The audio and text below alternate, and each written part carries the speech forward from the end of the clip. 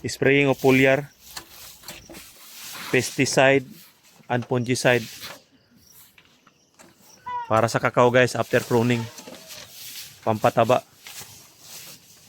Yan. For today's video, kakao tutorial ni JM. Gawa tayo ng cocktail mix. Yung pang-spray natin after pruning or maintenance. Spray sa mga dahon. Dahon ha. Iba yung dahon, iba yung bunga. Iba ang spray sa bunga, iba ang spray sa dahon. So dahon muna yung mga vegetative stage, katatanim lang o yung mga malalaki na after pruning pwede nating isprayan yung dahon ng foliar. So yung tinatawag na cocktail mix sa dahon yon. Ito po yon. Kasama na rin yung mga puno niya, matatamaan yon. So kahit anong foliar, ito gamit namin, no? BioGold. BioGold. Ito lang available eh. Foliar to eh. Kaya yun ang gagamitin natin. Tapos ito, Silicron. Insecticide, pesticide. Tapos Redomil ang gagamitin namin. Foliar 20 ml. So i-mix natin dito sa knapsack sprayer, 16 liters of water. So pesticide, Silicron ang available.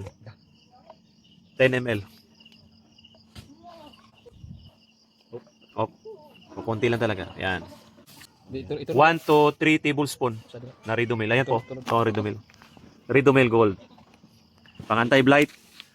Para sa mga sakit-sakit din. Phytophthora. Mga fungus. So meron siyang active ingredients na metalaxyl at saka mangkusid. Mix natin tapos spray. So safety first ha. PPE. Ayan o. May astronaut ka. Ito yung sprayer guy. Dalawa sila. Back to back. So sila alam na nila kasi manggugulay sila.